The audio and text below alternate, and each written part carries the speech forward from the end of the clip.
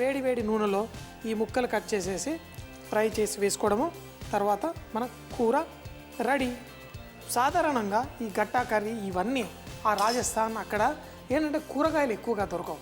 వాళ్ళు కూరగాయలు దొరకని టైంలో కూడా కర్రీలు చేసుకోవాలంటే మన మసాలా పొళ్ళు అయితే ఎప్పుడైనా దొరుకుతాయి, ఎండాకాలమైనా చలికాలమైనా. మరి ఎండాకాలంలో కూరగాయలు దొరకనప్పుడు వాళ్ళు ఇలా గట్టా ఇవి చేసేసుకొని కూరలు చేసేసుకుంటారు. మరి దీన్నే మనం ఈరోజు సాధారణంగా ఎక్కువగా చేసుకునే ఈ కూర్మా కర్రీలో వేసుకొని ట్రై చేయబోతున్నాం. కొంచెం నీళ్లు పీల్చుకుంటుంది కాబట్టి దీన్ని కొంచెం పలసగా చేసుకొని తర్వాత ఈ గట్టా ముక్కలు వేసేసుకుంటే గ్రేవీ చాలా టేస్టీగా ఉంటుంది. తినేటప్పుడు కూడా మంచి టేస్ట్ ఈ కర్రీకి ఇచ్చేస్తుంది. కర్రీ చక్కగా ఇక్కడ పక్కన బాయిల్ అవుతుంది. మన గట్టా కూడా మంచిగా ఫ్రై అయిపోయింది. ఈ శనగపిండితో మనం చేసుకున్నది.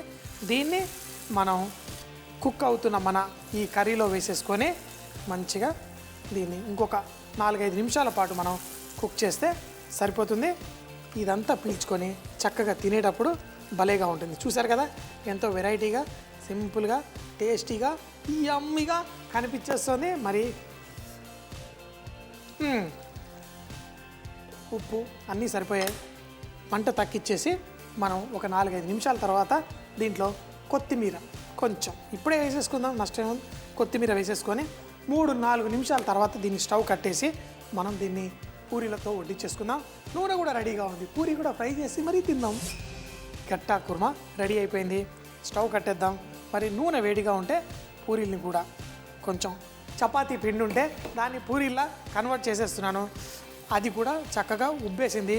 అయితే మనం హోటల్లో చేసేటప్పుడైతే ఈ పూరీలు ఉబ్బిన తర్వాత ఉబ్బినట్టే ఎందుకు ఉంటాయంటే మనం రవ్వ వేస్తాం.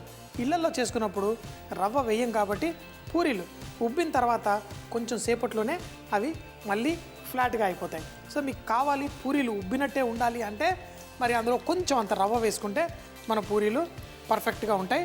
మనం తినేటప్పుడు భలే మజాగా ఉంటాయి. 2 పక్కల లైట్గా కలర్ వచ్చేంత వరకు వేయించుకొని మనం పూరీలు వడ్డించేసుకుందాం. కానీ కూర్మా కూడా రెడీగా ఉంది. అన్నిటికంటే ఫస్ట్ నేను రెడీగా ఉన్నాను తినడానికి. వేడి పూరీలు రెడీ, మరి కూర్మా కూడా రెడీ. కాబట్టి మన ఈరోజైతే ఒట్టి గట్టాలు వేసుకొని తినేస్తాను.